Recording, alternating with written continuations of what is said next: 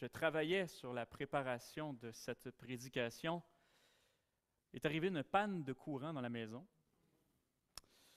Et c'est une panne qui a duré quand même longtemps, toute l'après-midi. Mais ça permet de se rendre compte de certaines choses, hein? Premièrement, quand la lumière s'en va, on est tous déboussolés, on n'est pas habitués, on en a besoin. Ici, je parle bien évidemment de la lumière de l'écran d'ordinateur, hein, de tous mes logiciels, de mes Bibles ouvertes.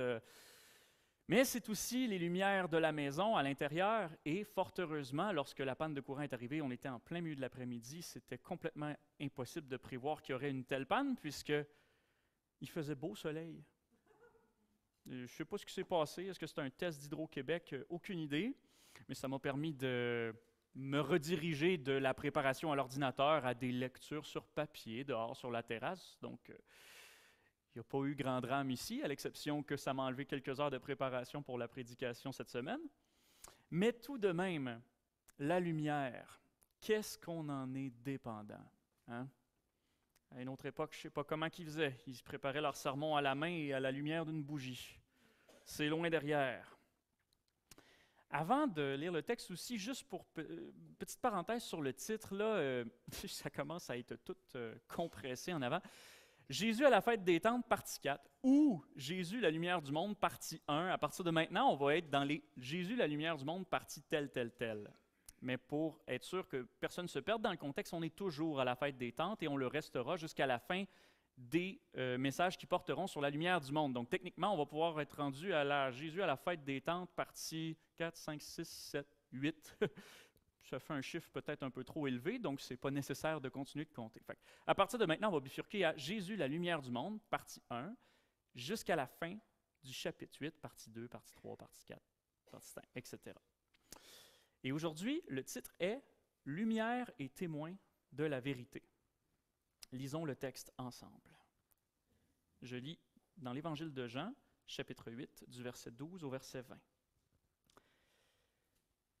Jésus leur dit encore, « C'est moi qui suis la lumière du monde. Celui qui me suit ne marchera jamais dans les ténèbres, mais il aura la lumière de la vie. » Là-dessus, les pharisiens lui dirent, « C'est toi qui te rends témoignage à toi-même.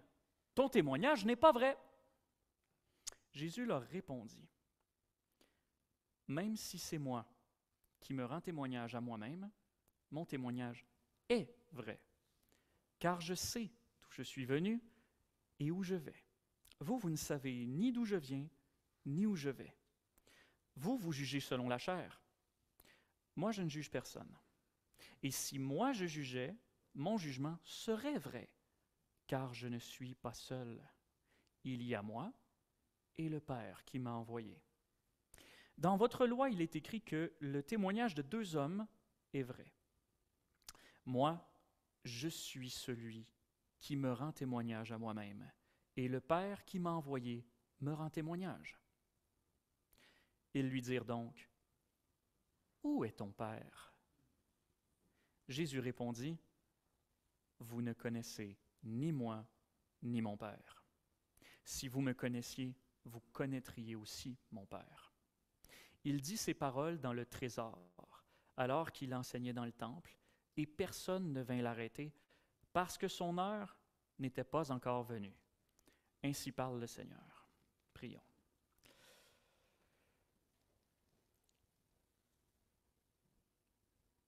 Seigneur, on te remet ce moment que nous allons passer ensemble ce matin. Je veux te remercier pour ces précieux versets de ta parole qui nous ont été légués par l'apôtre Jean. Et je te demande que chacune ici présent soit illuminé de ta parole aujourd'hui. Fais-nous grandir, fais-nous mûrir, fais-nous réfléchir. Émerveille-nous de qui tu es, de ce que tu as fait pour nous. Et attache-nous à ce que nous allons y trouver. Et par-dessus toi à toi. Au nom de Jésus. Amen.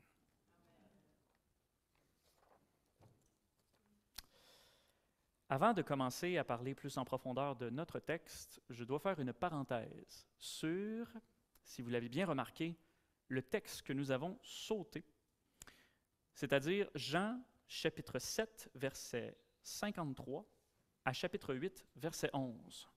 C'est un texte que nous avons sauté et il y a une raison à cela. C'est parce que le texte de la femme adultère pose plusieurs problèmes. Si vous n'étiez pas au courant, il se pourrait très bien qu'il suffise que vous regardez dans vos Bibles. Si vous avez une Bible moindrement récente, vous verrez que c'est un texte qui est encapsulé entre crochets à cause des problèmes en question, et je vous fais un petit topo. Premièrement, nous avons des problèmes de manuscrits avec ce texte. Là, je vais faire mon érudit pour les prochaines minutes, là, mais je vais vous expliquer où est-ce qu'on s'en va avec ça. On a des problèmes de manuscrits avec ce texte. Il est absent de tous les manuscrits de la Bible jusqu'au 5e siècle, ce qui est beaucoup pour retracer les Écritures. Il faudra encore beaucoup de siècles après le 5e siècle pour le voir apparaître dans plein de manuscrits. Plusieurs des manuscrits plus tardifs, donc qui incluent le texte, vont l'inclure avec des marques, des astérisques, des obels qu'on appelle ça, des petites marques qui marquent l'hésitation des scribes à inclure ou non ce texte-là. Et finalement, les manuscrits comportent de nombreuses variantes différentes de ce même récit. Deuxièmement, on a des problèmes de témoignages historiques. Les plus anciennes citations d'un théologien chrétien sur ce texte-là datent du 4e siècle, et c'est justement une variante du texte, c'est même pas le texte qu'on connaît. Et les pères de l'Église qui font des commentaires sur l'Évangile de Jean, les plus anciens, sautent tous de 7,52 à 8,11 lorsqu'ils nous expliquent le texte. Et finalement, les pères de l'Église orientaux ne le citent pas avant le 10e siècle. Et finalement, on a plusieurs problèmes de cohérence avec l'Évangile de Jean lui-même. Lorsqu'il apparaît, par exemple, dans des manuscrits, comme dans l'Évangile de Jean, on le retrouve à des endroits différents. Le texte de la femme adultère est parfois après Jean 7,36, parfois il est après Jean 7,44, parfois il est après Jean 7,52, et parfois il était après, à la toute fin de l'Évangile de Jean, comme si on ne savait plus où le placer. Puis finalement, des fois, il est même à la fin de l'Évangile de Luc. Aussi rédigé dans un style littéraire qui ne semble pas correspondre à celui de Jean. Et finalement, le fait de l'insérer en Jean 7, à la fin de Jean 7 et au début de Jean 8, ça interrompt le flux narratif, visiblement, parce que Jean 7 et 8, c'est tout Jésus à la fête des tentes, ses discours à la fête des tentes, il y a une unité, et puis arrive, pouf, ce texte-là au milieu. Il y a une fluidité qui se perd. Alors, en conclusion, et je vous dis ça parce que c'est le fruit des recherches que j'ai faites basées sur des commentateurs évangéliques, c'est pas parce que ça me fait plaisir. C'est une péricope qu'on aime tous généralement, ça nous montre un Jésus plein de grâce. J'ai aucun intérêt personnel à vous dire ça, mais on n'a aucune raison d'être certain que ce texte faisait partie de l'Écriture lorsqu'elle a été rédigée.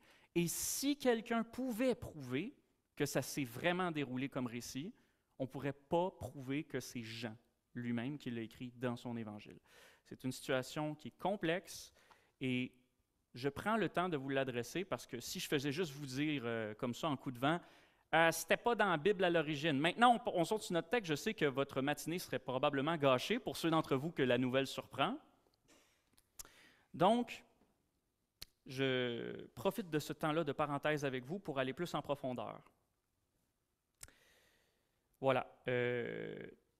Tout comme la majorité des chrétiens, moi, c'est un texte que je trouvais touchant et percutant, mais en mon âme et conscience, si le Seigneur m'appelle à enseigner sa parole, et c'est vraiment ça la question, la parole de Dieu, je ne peux pas, en mon âme et conscience, prendre l'autorité du prédicateur pour prêcher sur un texte qui visiblement n'en fait pas partie. Avant toute chose, c'est bon de nous rappeler que nous, si nous sommes chrétiens évangéliques, c'est que nous croyons à la doctrine de l'inhérence des Écritures et aussi à la doctrine de l'inspiration des Écritures. L'inhérence, la Bible ne fait pas d'erreur. Inspiration, la Bible est inspirée du Saint-Esprit. Ce sont des doctrines qui s'appliquent aux manuscrits originaux. Et le texte que nous avons entre les mains, ce sont des copies et des traductions. C'est important de le prendre en compte. Maintenant, la grande question qui tue. Quoi penser de ma Bible aujourd'hui? Si ma Bible n'est qu'une traduction et une copie, est-ce que ça veut dire que je ne peux pas faire confiance en ma Bible aujourd'hui? Absolument pas. Premièrement, il est bon de nous rappeler que les auteurs du Nouveau Testament eux-mêmes lisaient et désignaient comme l'Écriture des copies et des traductions de l'Ancien Testament. La Septante, je vous en parle des fois, la Septante, c'est l'Ancien Testament traduit en grec et c'est toujours la parole de Dieu. Donc ce n'est pas parce que ma Bible est une traduction qu'elle n'a plus l'autorité de la parole de Dieu dans ma vie. Deuxièmement, les textes qui sont sérieusement contestés, comme celui de la femme adultère, sont extrêmement rares dans nos Bibles et il n'y en a que 2 d'un assez gros volume. Je peux vous le dire tout de suite, vous êtes libre de faire vos recherches. C'est le récit de la femme adultère et c'est la toute fin de l'Évangile de Marc, après le verset 8. Vous les verrez tous dans vos Bibles entre crochets pour ceux qui ont des Bibles, mettons pas la Louis II 1910, mais toutes les Bibles plus récentes que ça. Troisièmement, le fait qu'il y ait dans nos Bibles ces quelques textes contestés, et en si petit nombre, est loin d'être une preuve de l'inexactitude de la Bible. Au contraire, c'est même plutôt une preuve supplémentaire, non seulement de sa fiabilité, la majorité du texte étant non contestée, mais aussi de la providence de Dieu, qui a préservé pour nous, contre toute attente, le contenu de sa parole d'origine à travers les millénaires. Comme dit l'expression, c'est l'exception qui confirme la règle. Et quatrièmement, aucun des textes contestés, comme la péricope de la femme adultère ou la toute fin de l'Évangile de Marc, n'a d'implication théologique majeure. Gloire à Dieu pour ça. Ça, c'est extraordinaire. Et par exemple, pour ce qui est de la femme adultère, j'espère que vous n'aviez pas besoin absolument de ce texte-là pour voir Dieu comme un Dieu de grâce. Psaume 103, 10. « Il ne nous traite pas selon nos péchés.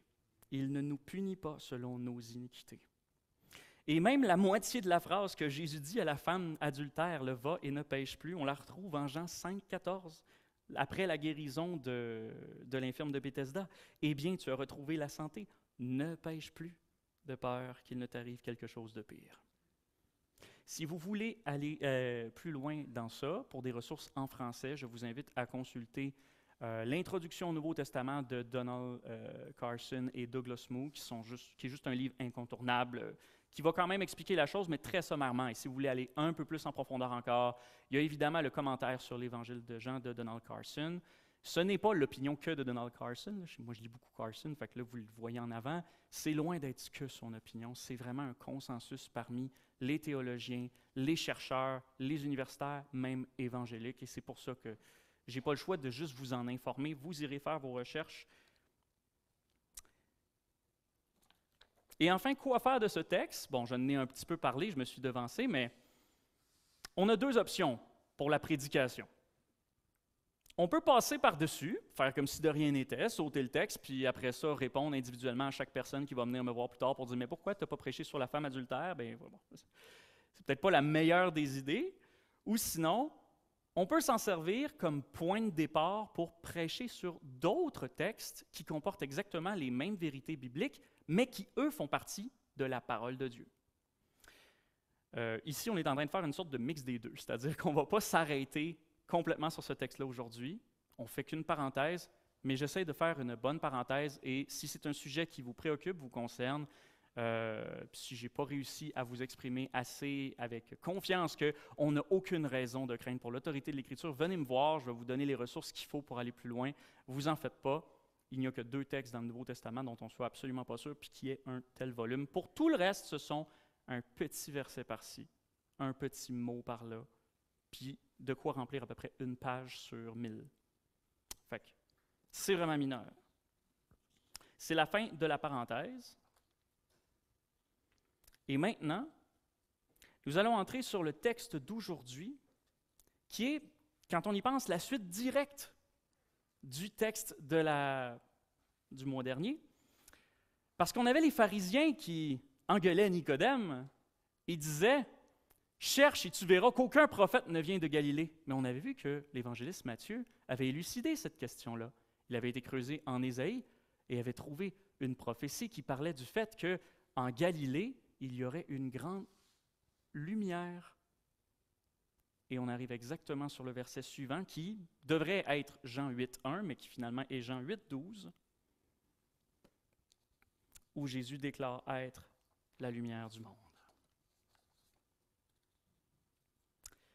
Pour les points d'aujourd'hui, nous allons parler de la lumière qui se révèle au monde, et c'est sur le verset 12 qu'on va se consacrer le plus longtemps aujourd'hui.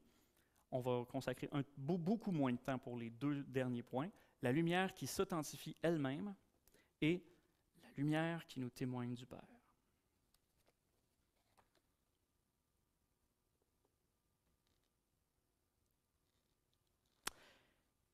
La lumière qui se révèle au monde. On va faire un petit survol de ce que la Bible nous enseigne sur la notion de lumière. Premièrement, dans l'Ancien Testament. Il faut commencer par le début, hein? Dieu dit qu'il y ait de la lumière et il y eut de la lumière. Dieu vit que la lumière était bonne et Dieu sépara la lumière et les ténèbres. Ce qui est vraiment fascinant avec ce texte-là, c'est qu'on est ici au premier jour de la création. Le soleil n'existe pas encore. Les étoiles n'existent pas encore. Même la lune, mais il y a de la lumière. D'un point de vue scientifique d'aujourd'hui, ça ne fait aucun sens. On a la conséquence sans la cause.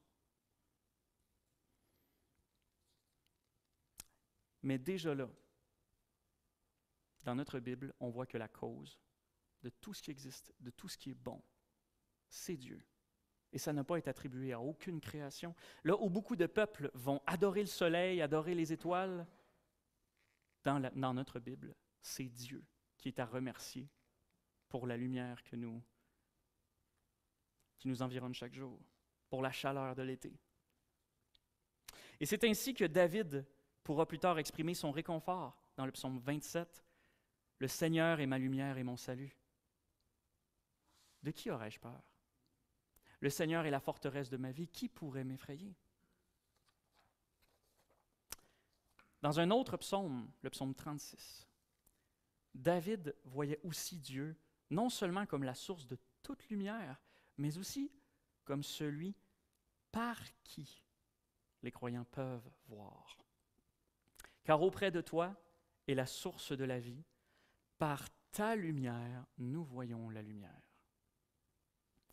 Tout cela fait que l'apôtre Jean peut affirmer, oui je sais, je saute de l'Ancien au Nouveau Testament, mais tout cela fait que l'apôtre Jean peut affirmer catégoriquement, sans l'ombre d'un doute, dans sa première épître, le message que nous avons entendu de lui, que nous vous annonçons, c'est que Dieu est lumière et qu'il n'y a pas en lui de ténèbres. Mais il y a un deuxième personnage qui, dans l'Ancien Testament, est décrit comme une lumière. Savez-vous qui?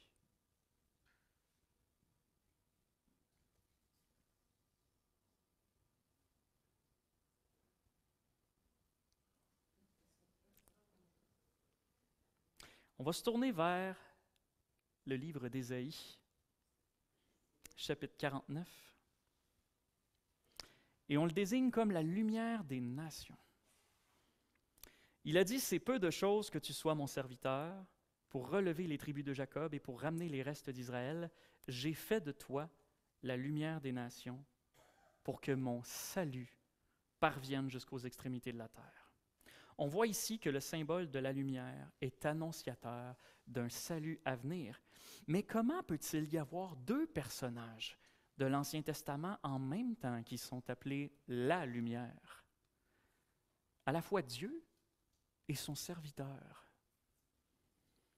C'est en Jésus-Christ que la réponse prend tout son sens.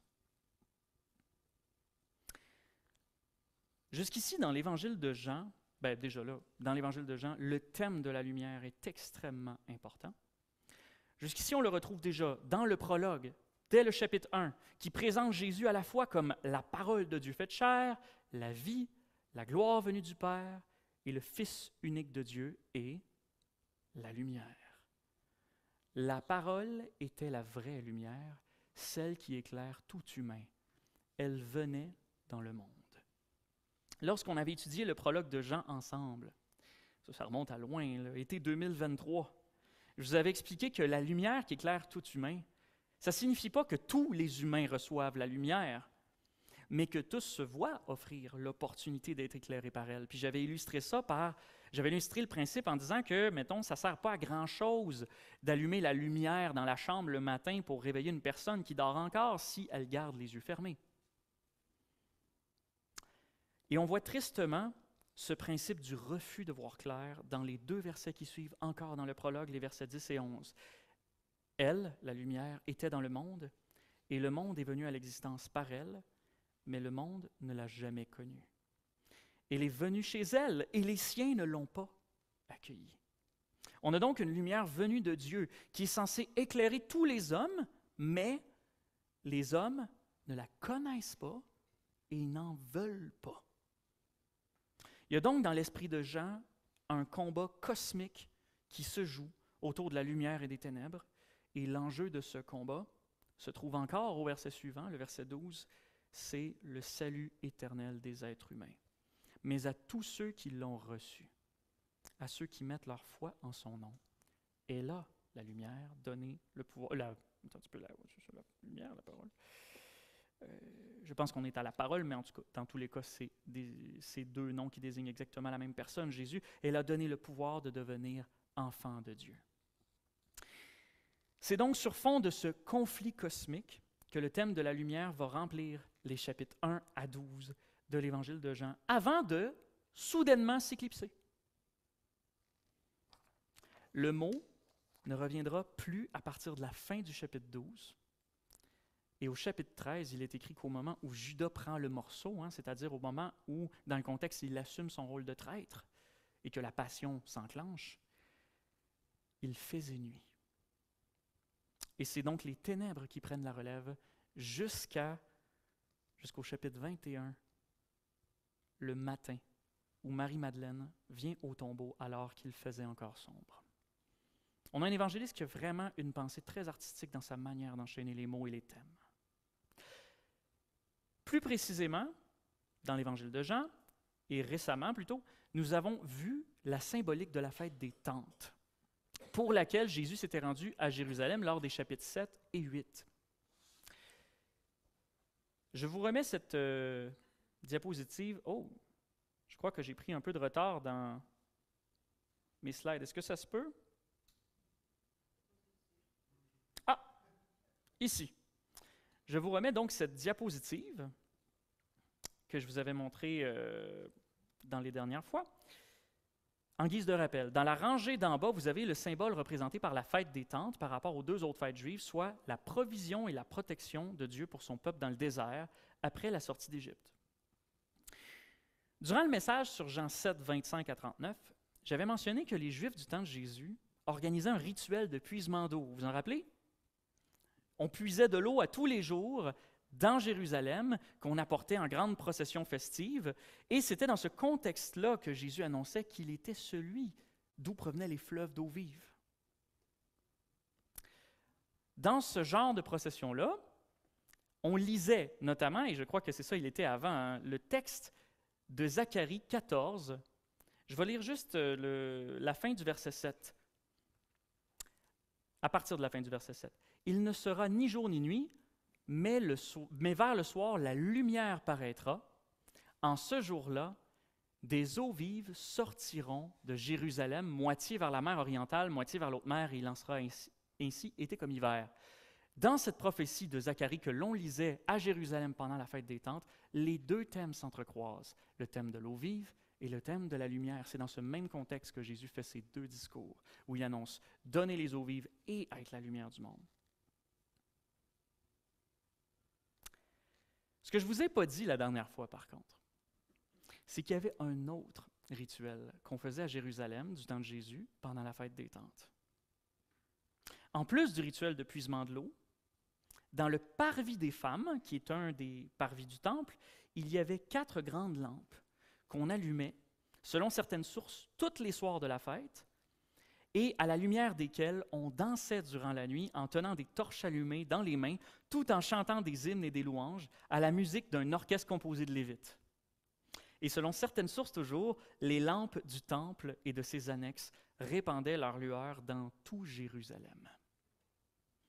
Et c'est à la lumière de cette cérémonie festive que Jésus déclare puissamment être la lumière du monde. D'ailleurs, lorsqu'il est écrit au verset 20 que Jésus avait parlé dans le trésor, il dit ces paroles dans le trésor, c'est-à-dire le lieu où les Juifs remettaient leurs offrandes. L'une des localisations les plus probables de où était ce trésor-là, c'était justement dans le parvis des femmes. Donc, si c'est le cas, ça voudrait dire que Jésus aurait été en plein sous les projecteurs, et je vous laisse imaginer la scène.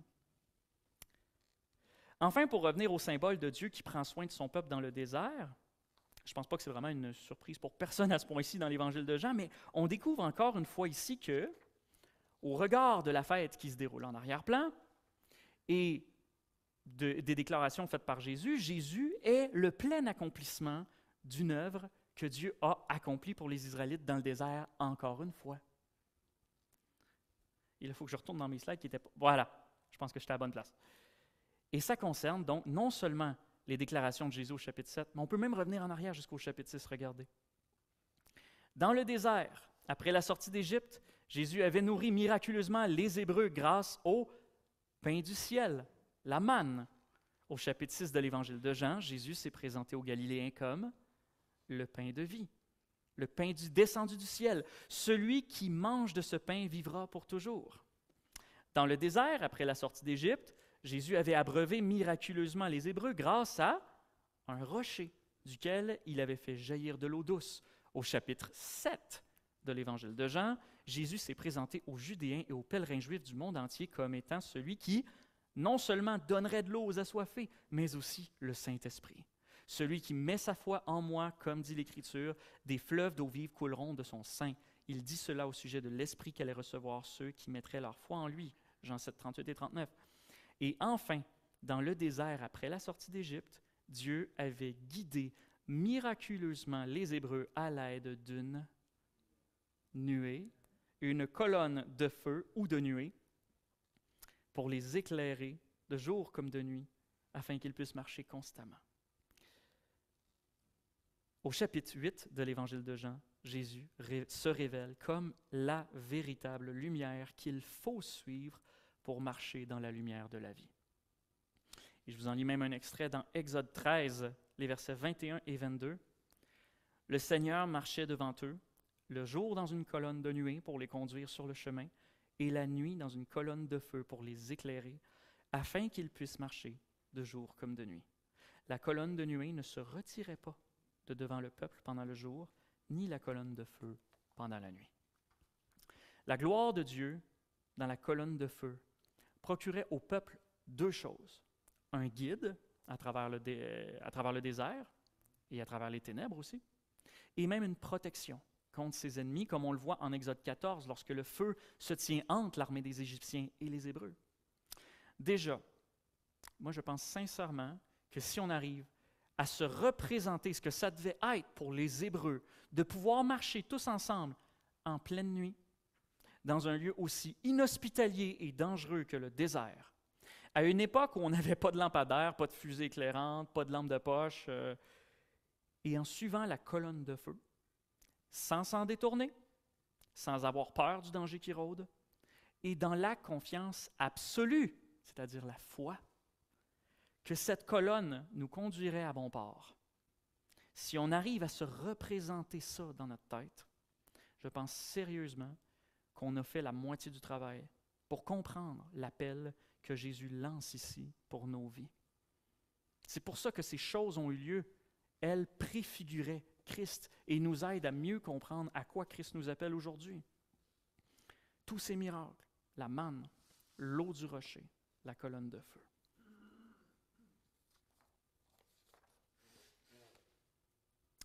Et maintenant, on va voir le rôle de la lumière en Jean chapitre 8.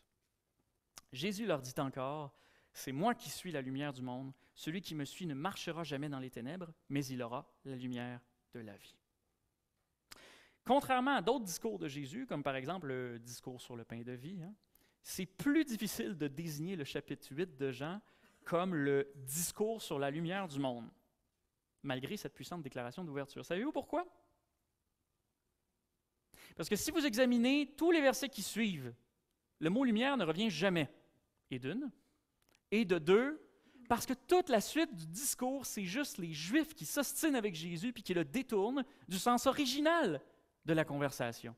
Alors, est-ce qu'on pourrait vraiment appeler ça le discours sur la lumière du monde?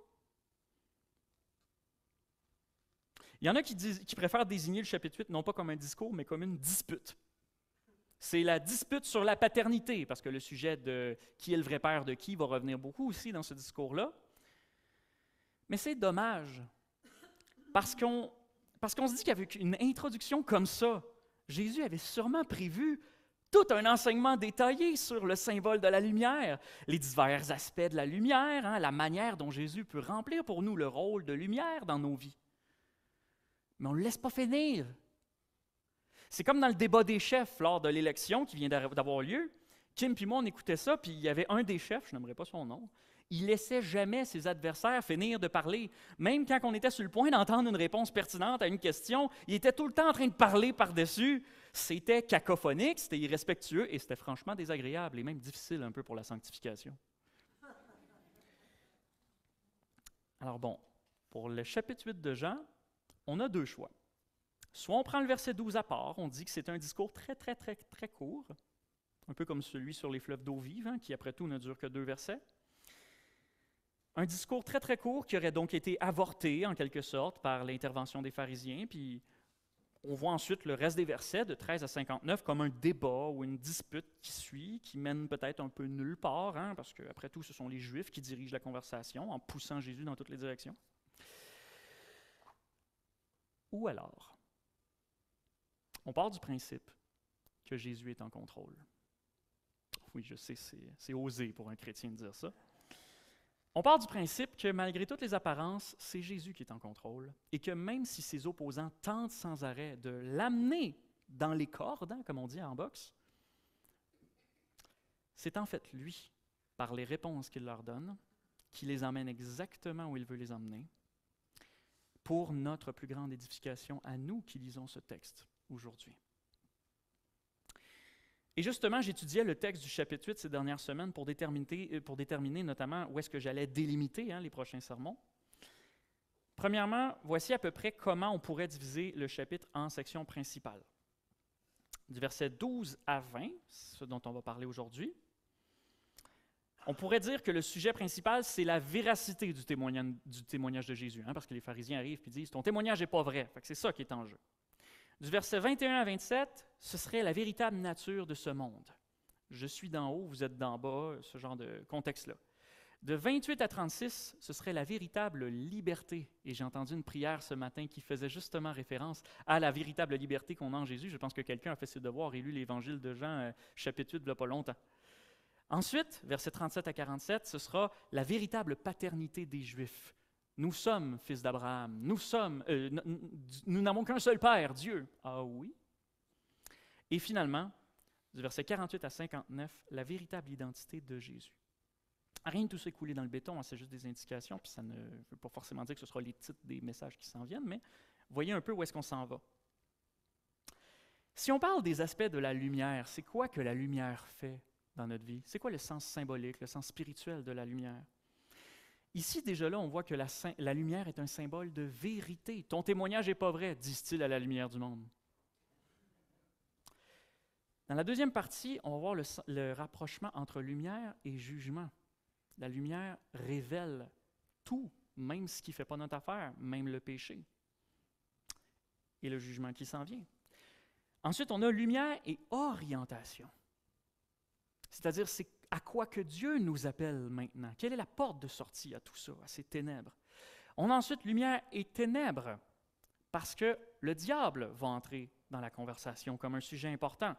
Et finalement, lumière et gloire, où le discours va terminer par une révélation absolument merveilleuse de Jésus-Christ, qui lui vaudra d'être une tentative de lapidation. Et quelque chose que je trouvais vraiment fascinant en étudiant ce texte, c'est que si on prend la déclaration initiale de Jésus, c'est pas coulé dans le béton, c'est juste un feeling que j'avais en lisant, mais on dirait presque un programme de ce qui s'en vient dans le chapitre.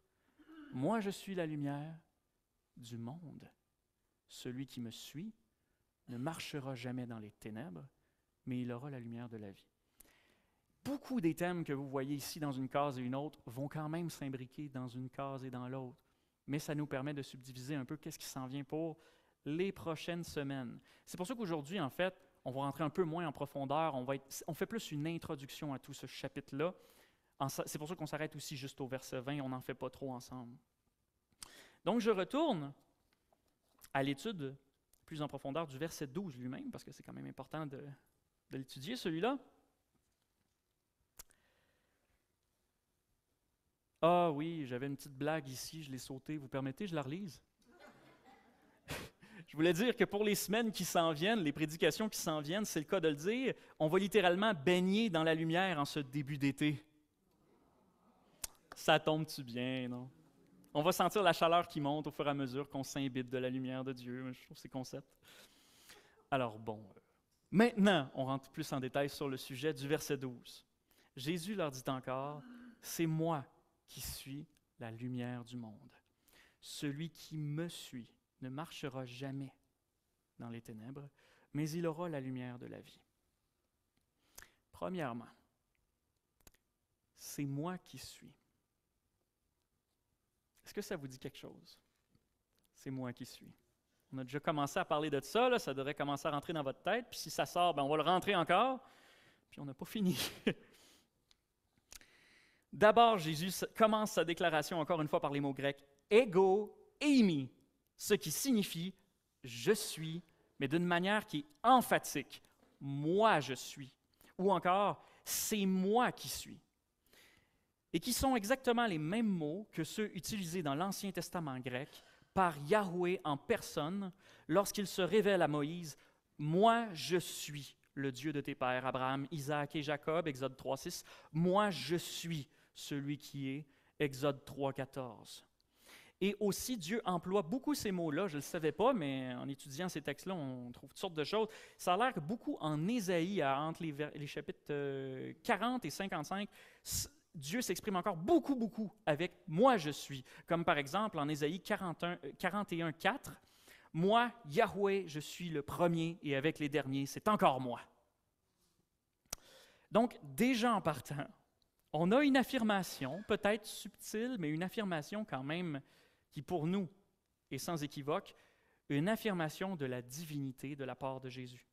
Pour nous qui avons à notre disposition donc tout l'évangile de Jean et qui avons souvent entendu parler de ces fameuses 7 déclarations en « je suis », les fameux 7 « je suis » dans l'évangile de Jean, c'est peut-être pas très étonnant. Mais pour les auditeurs de Jésus, à ce moment-là, l'allusion était encore subtile. Ensuite, je suis la lumière. On l'a vu tout à l'heure, devant les textes de l'Ancien Testament, la lumière pouvait signifier 2 personnes. Dieu ou le serviteur. On pourrait aussi dire par extension le Messie. C'est Dieu ou c'est le Messie? Dans les 2 cas, Jésus affirmait devant les pharisiens être un personnage extrêmement important. Et ça, c'était suffisant pour que ses opposants, les pharisiens, réagissent et s'objectent avant que Jésus n'égare davantage la foule. Ensuite, je suis la lumière du monde. John Piper dit de ce... John Piper, pour ceux qui ne savent pas, c'est un grand prédicateur américain, il est quand même connu. En parlant de ce texte-là, il nous dit qu'on peut déduire 4 implications de ce que ça veut dire « je suis la lumière du monde ». Première implication, Jésus est la lumière du monde, ça signifie qu'il n'y en a pas d'autre. Soit le monde est éclairé de la lumière de Jésus-Christ, soit il est plongé dans les ténèbres. Mais il n'y a pas d'alternative. Deuxième implication, Jésus est la lumière du monde, ça signifie que tout le monde en a besoin. Personne ne peut avoir la lumière de la vie sans lui. Si tu n'as pas Jésus dans ta vie, en fait, tu n'as rien. Ce qui me rappelle le titre d'un de ces livres chrétiens, « Jésus plus rien égale tout ». Si tu n'as pas Jésus, tu es dans les ténèbres. Troisième implication, Jésus est la lumière du monde signifie que, en fait, le monde a été fait pour recevoir cette lumière.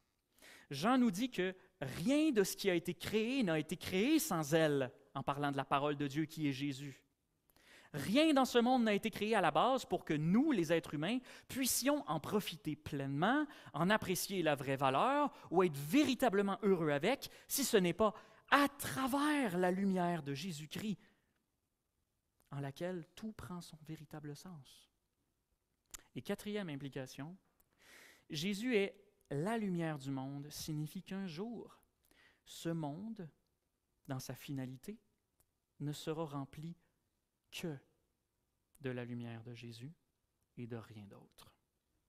Les ténèbres seront éternellement bannies de la nouvelle création. Et ceux qui auront rejeté la lumière donnée gratuitement par Dieu seront jetés dans ce que Jésus appelle en Matthieu les ténèbres du dehors. Les ténèbres seront confinées en dehors du royaume de Dieu. Apocalypse 21-23 nous dit que le monde n'aura plus besoin du soleil ni de la lune parce que la gloire de Dieu suffira à l'éclairer. Mais quelque part, en dehors de ça, l'enfer est présenté comme des ténèbres. Est-ce que ce seront des ténèbres au sens visuel du terme? J'ai certainement pas envie de m'y rendre pour vérifier.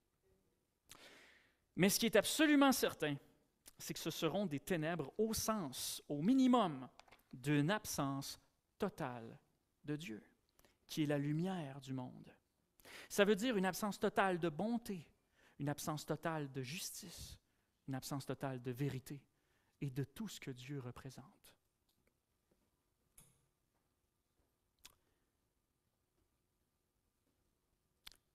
Mais il y a une sortie à cela, et ça correspond à l'appel à suivre Jésus qui est dans la suite du texte. Celui qui me suit, avant d'aller plus loin, suivre. Qu'est-ce que ça veut dire, suivre? Pour Jean, les verbes suivre et croire sont pratiquement des synonymes. Il suffit de comparer la déclaration de Jésus ici, en Jean 8,12, « C'est moi qui suis la lumière du monde, celui qui me suit ne marchera jamais dans les ténèbres, mais il aura la lumière de la vie », avec celle de Jean 12,46, qui est très similaire. « Moi, la lumière, je suis venu dans le monde pour que quiconque met sa foi en moi ne demeure pas dans les ténèbres. » Donc, suivre Jésus, ça revient à mettre sa foi en lui. Et inversement, la vraie foi en Jésus implique de le suivre, où qu'il aille. Même quand on ne connaît pas d'avance le plan de vol, et même quand ça ne nous emmène pas forcément où on veut. On voit que la foi, rapidement, se traduit en action. C'est la suivance de Jésus-Christ. Et enfin, la lumière de la vie. Il aura la lumière de la vie veut tout simplement dire, j'avoue que, si on remet la diapositive avant, ça ira mieux. Il aura la lumière de la vie veut tout simplement dire que le prix à gagner pour suivre Jésus jusqu'à la fin de cette marche dans ce monde de ténèbres, c'est la vie éternelle en présence de la gloire de Dieu.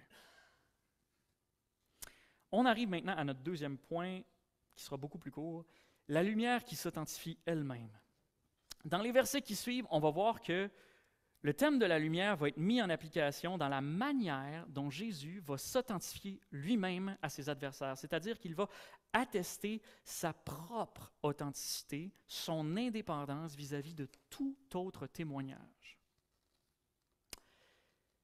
Dans les versets qui suivent, la lumière du monde, qui est un symbole universel de vérité, de clairvoyance, va se faire accuser de fausseté. Là-dessus, les pharisiens lui disent « C'est toi qui te rends témoignage à toi-même. Ton témoignage n'est pas vrai. Tais-toi, on t'a eu. » Basé sur quoi? Pourquoi ils disent ça? Pourquoi ils pensent le coincer ici? Parce que ils sont en train de retourner contre lui des paroles qu'il avait lui-même dites au chapitre 5. Qu'est-ce que Jésus avait dit au chapitre 5? Il avait dit, verset 31, « Si c'est moi qui me rends témoignage à moi-même, mon témoignage n'est pas vrai. » Ce sont effectivement les mots de Jésus. Et effectivement, en Jean 8,12, Jésus se rend en quelque sorte témoignage à lui-même. Il se présente à la foule, il dit qu'il est la lumière du monde et il n'y a personne d'autre que lui pour le prouver. Est-ce que Jésus se serait contredit lui-même? Parce que si oui, mais il ne peut pas être la lumière du monde. La lumière du monde, c'est censé être un symbole de vérité. Si Jésus se contredit, il ne l'est plus. Mais si on extirpe les mots de Jésus de leur contexte original, on peut toujours le faire passer pour un menteur. C'est la plus vieille tactique du monde. Satan, dans le Jardin d'Éden, l'a mise en œuvre pour nous pousser à pécher. Dieu a-t-il vraiment dit? Et là, on arrive dans un petit problème technique. Je n'ai pas vérifié l'ordre d'impression de mes feuilles. Et là, elles se trouvent dans pas le bon ordre, parce qu'à la sortie de l'imprimante, elles ont bougé de place. Donc, si je veux aller à la page 21, je vais ici. Voilà. Je l'ai remarqué tantôt à la fin des annonces. Là, je suis en train de marquer au bas de page, tu vas où avec tes pages? Je vais essayer que ça ne paraisse pas, OK? Mais excusez-moi si ça retarde un peu. Donc, sauf que les paroles de Jésus ne se contredisent pas. En citant les paroles de Jésus hors de leur contexte de Jean 5, les pharisiens perdent de vue deux choses. Premièrement, c'est qu'au moment de dire si c'est moi qui me rends témoignage à moi-même, mon témoignage n'est pas vrai. Jésus était en train de mettre de l'avant, au verset 30, vous le voyez un peu flou là, au verset 30, le fait qu'il n'agissait jamais seul, c'est-à-dire de sa propre initiative, mais qu'il agissait toujours conjointement avec son Père. Quand il ajoute « si c'est moi qui me rends témoignage à moi-même, mon témoignage n'est pas vrai », ce qu'il veut dire, c'est que si Dieu le Père ne témoignait pas pour lui, tout ce qu'il prétend faire au nom du Père serait faux. Donc ici, les pharisiens comparent des pommes avec des oranges. Parce que Jésus parlait d'un double témoignage, oui, mais sur un plan complètement spirituel, lui et son Père, deux personnes de la Trinité. Ce n'est pas dans ce sens-là que les pharisiens reprennent ces mots. Eux, ils pensent au commandement de la loi Moïse, selon lequel il faut deux témoins, sous-entendu deux témoins humains, pour juger d'une affaire judiciaire. Et deuxième chose qu'ils perdent de vue en sortant ces paroles de son contexte, et ça pour moi c'est la preuve de la mauvaise volonté des pharisiens ici qui accusent Jésus de témoigner pour lui-même, c'est qu'en Jean 5, 31, lorsque Jésus avait dit qu'il ne se rendait pas seul témoignage à lui-même, Jésus avait poursuivi son discours en appelant à la barre 4 témoins différents. Mais ça, il ne s'en rappelle pas, c'est drôle. Vous rappelez-vous? On avait le prophète Jean-Baptiste, exactement. Dès le prologue de l'évangile de Jean, Jean-Baptiste est désigné comme le prophète de la lumière. Sur 21 hommes envoyés de Dieu, du nom de Jean, il vint comme témoin pour rendre témoignage à la lumière, afin que tous croient par lui. Ce n'est pas lui qui était la lumière, il venait rendre témoignage à la lumière. Ensuite, pour sa défense, Jésus avait appelé à la barre ses propres œuvres, pas tout de suite le Père, ses propres œuvres, c'est-à-dire ses signes et ses miracles. Alors peut-être que dans une affaire judiciaire, ça ne fait pas grand sens d'appeler à la barre des œuvres, mais dans le contexte de l'authentification d'un vrai prophète, c'est quelque chose qu'on avait vu, les œuvres, ça comptait pour quelque chose. Si le prophète, ce qu'il annonce se réalise, c'est un point pour lui, à la condition que, lorsque le prophète parle, il redirige constamment le peuple vers Dieu et ne l'amène jamais à se détourner de lui. Ce qui est évidemment le cas de Jésus. Donc, ses œuvres comptaient pour quelque chose. Maintenant, page 22. Troisièmement, Jésus avait fait appel au témoignage de, on l'a dit tout à l'heure, son Père. Le seul témoin qu'il va rappeler ici à la barre dans le chapitre 8. C'est peut-être pas très réglementaire dans la loi juive d'appeler Dieu à témoin pour se défendre. N'importe qui pourrait dire « j'en appelle Dieu à témoin ». Mais le point de Jésus, est justement de faire comprendre qu'il n'est pas n'importe qui. Et finalement, quatrième témoin, Jésus avait fait appel au témoignage de l'Écriture, ce qui, sur le plan humain, représente quand même pas mal d'hommes. En vois-tu des témoins? En voilà. Mais ici, au chapitre 8, l'approche de Jésus est différente. Il aurait pu faire comme en Jean 5 et rappeler ses 4 témoins en renfort. Il aurait pu, mais ce n'est pas ce qu'il fait en Jean 8. Pourquoi? Qu'est-ce qui est différent en Jean 8?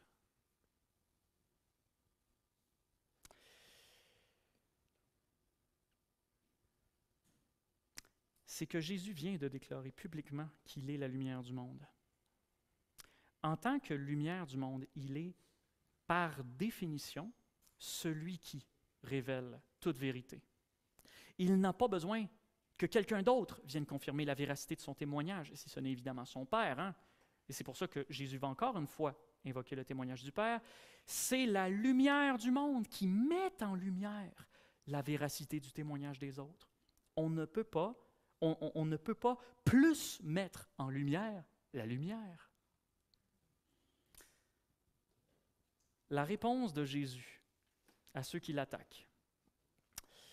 Jésus leur répondit, « Même si c'est moi qui me rends témoignage à moi-même, mon témoignage est vrai. Car je sais d'où je suis venu et où je vais. Vous ne savez ni d'où je viens ni où je vais.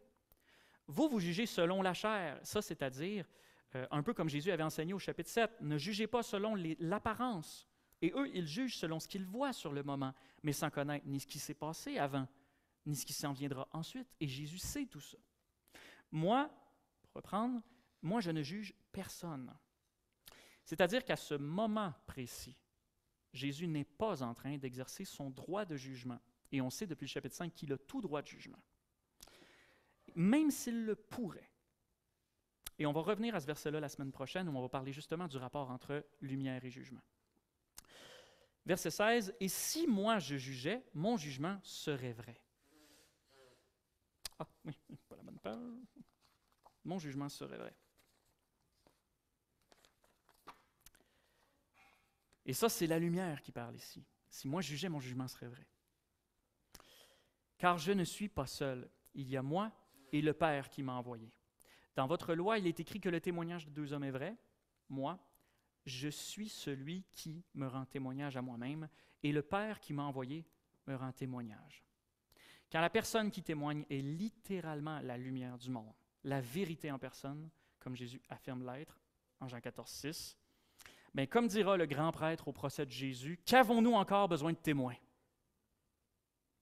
Quand la personne qui se tient en face de toi est envoyée de Dieu, juge avec Dieu et témoigne conjointement avec Dieu, qui aurait l'expertise nécessaire pour confirmer tout ce qu'il dit?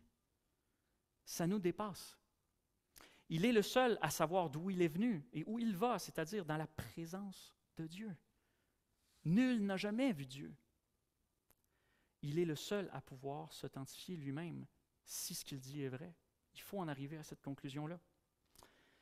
À ce moment-là de la conversation, c'est comme si Jésus se présentait comme le témoin ultime de Dieu. Et effectivement, il l'est, mais il est beaucoup plus que ça. Qu'est-ce que ça nous dit, ça, d'un individu? Que, 1, il vient de Dieu, 2, il juge toujours avec Dieu, et 3, il se rend constamment témoignage à lui-même, mais avec Dieu. Mais c'est qu'il est Dieu, je l'ai entendu. C'est exactement ça. La solution à toutes les énigmes, il faut qu'il soit Dieu. Comme vous avez peut-être remarqué, j'ai légèrement modifié la traduction française du verset 18 pour qu'elle ressemble un petit peu plus littéralement au texte grec. Littéralement, Jésus dit « Moi, je suis celui qui me rend témoignage à moi-même. » Il dit encore « Ego eimi ». C'est pour ça que moi, depuis un petit bout, là, j'ai décroché des fameux 7 « je suis » dans l'Évangile de Jean. Oui, c'est vrai, il y a 7 « je suis » qui sont suivis d'un ce qu'on appelle un prédicat en linguistique, là, une suite « je suis quelque chose ». Mais il y a beaucoup plus que juste 7 « je suis » en l'Évangile de Jean. C'en est un autre. Moi, je suis mon propre témoin. Si vous voulez qu'on le formule dans un français peut-être un peu plus pur, on reconnaît le Dieu qui, en Ésaïe 43, 10, déclarait vous êtes mes témoins, déclaration du Seigneur, mon serviteur, celui que j'ai choisi, afin que vous sachiez que vous me croyez et que vous compreniez que c'est moi. Avant moi, aucun Dieu n'a été façonné, et après moi, il n'y en aura pas. Ésaïe 43, 10. Excusez-moi, je n'ai pas mis de slide en avant pour celle-là. Moi, je suis mon propre témoin. Au verset 18, comme au verset 12, comme dans toutes les déclarations en « je suis » de l'Évangile de Jean, Jésus fait une allusion, encore une fois, à peine subtile, au nom de Dieu. Je suis le pain de vie, je suis la lumière du monde, je suis mon propre témoin. Et c'est parce qu'il est Dieu que son témoignage se suffit à lui-même, comme l'apôtre Jean le dit ailleurs dans sa première épître. Si nous recevons le témoignage des humains, le témoignage de Dieu est plus grand. Car le témoignage de Dieu, c'est qu'il rend témoignage à son Fils. Celui qui met sa foi dans le Fils de Dieu a ce témoignage en lui-même. Celui qui n'a pas foi en Dieu fait de lui un menteur. Choisis ton camp. Puisqu'il n'a pas mis sa foi dans le témoignage que Dieu a rendu à son Fils. Soit Dieu dit la vérité, soit tu n'es pas d'accord. Si tu n'es pas d'accord, tu fais de Dieu un menteur. Et finalement, dernier point, très court celui-là, la lumière qui témoigne du Père. Même si les dieux, les pharisiens, qui sont pourtant censés être l'élite religieuse de son propre peuple, le peuple de Dieu, ne le connaissent pas. Ils lui dirent donc, « Où est ton Père? » Parce que clairement ici, ils ne comprennent pas que Jésus leur parle de Dieu. Ils pensent peut-être à un Père humain, mais ce n'est pas le cas. Le verset 27, plus loin, dit littéralement « Ils ne surent pas qu'il leur parlait du Père. » Donc ça donne une idée. Jésus leur répondit, « Vous ne connaissez ni moi, ni mon Père. Si vous me connaissiez, vous connaîtriez aussi mon Père. » Et il dit ces paroles dans le trésor alors qu'il enseignait dans le temple, et personne ne vint l'arrêter parce que son heure n'était pas encore venue. Le simple fait que Jean mentionne à ce point-ci que personne n'est venu arrêter Jésus, ça démontre combien les accusations de Jésus étaient graves, dignes de violence pour certains. Les paroles de Jésus ici, ou plutôt des paroles de Jésus ici, on peut retirer deux principes, très logiques. Le premier, c'est que ceux qui ne connaissent pas Jésus ne connaissent pas le Père, tout simplement. Même les Juifs, la nation censée reconnaître le plus Yahweh, lorsqu'ils ont vu Jésus, pour la majorité d'entre eux, ils n'ont pas fait le rapprochement. Tous ceux qui aujourd'hui disent des choses comme « je crois en Dieu comme une puissance supérieure » ou « je crois au bon Dieu dans le ciel » peuvent peut-être penser connaître ou avoir une conception suffisante de Dieu, mais en réalité, ils se retrouvent dans le même bateau que les pharisiens et les compatriotes juifs de Jésus. Si leur connaissance de Dieu ne passe pas par Jésus, ils ne savent rien de qui est Dieu. Et le deuxième principe logique, c'est donc l'inversion du premier. Ceux qui veulent connaître Dieu doivent passer par Jésus. Si vous connaissiez Jésus, vous connaîtriez aussi son Père. C'est de cette ultime parole de Jésus, qui clôture notre premier segment du chapitre 8, que l'on tire le message central suivant. Jésus est la lumière du monde parce qu'à travers lui seul, nous pouvons voir Dieu. En Jésus-Christ seul, nous avons cette espérance, comme dit l'apôtre Jean justement dans sa première épître, chapitre 3, qu'un jour, nous le verrons tel qu'il est. Et en terminant, j'aimerais vous laisser sur une citation qui va un peu dans le sens du psaume 36:10 qu'on a lu tantôt, « Car auprès de toi est la source de la vie, par ta lumière nous voyons la lumière. » À Londres, dans l'abbaye de Westminster, il y a une plaque, une stèle sur le sol qui commémore C.S. Lewis, le grand auteur britannique. Voici ce qui est écrit sur cette plaque. « Je crois au christianisme, comme je crois que le soleil s'est levé. Non seulement parce que je le vois, mais parce que par lui, je vois tout le reste. » En ce qui me concerne, j'ai envie de dire la même chose. Puis pour être peut-être un petit peu plus raccord avec la parole de Dieu qu'on étudie aujourd'hui, j'enlèverai juste le yanisme. Je crois au Christ, comme je crois que le soleil s'est levé, non seulement parce que je le vois, mais parce que par lui, je vois tout le reste. Mais les deux sont bons. Prions.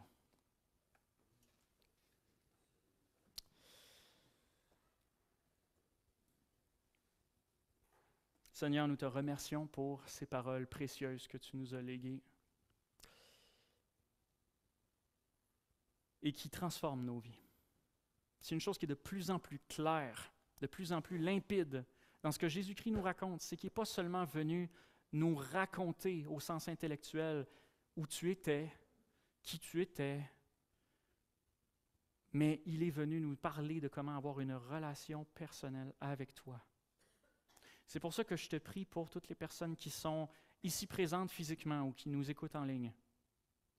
Je te prie pour que ces paroles que j'ai tenté d'exposer avec autant de possible que je pouvais, mais qui quand même nécessitaient beaucoup de recherche, je te prie que ces paroles produisent en chacun de nous du fruit spirituel, c'est-à-dire qu'ils nous poussent vers toi, que ces paroles nous poussent vers toi, à vouloir ouvrir nos yeux et nos cœurs, à te connaître plus, à comprendre qui tu es, à connaître ta lumière et à comprendre mieux le monde qui nous entoure, à la lumière de qui tu es, à la lumière de ce que tu nous as révélé en Jésus-Christ. Ô Seigneur, merci pour Jésus-Christ. Nous étions tous errants comme des brebis. Chacun suivait sa propre voie. Mais Jésus-Christ, la lumière du monde, est venu changer tout ça. Ô Seigneur, si nous te connaissons, c'est parce que tu t'es fait connaître à nous, toi qui es lumière du monde. Merci en Jésus. Amen.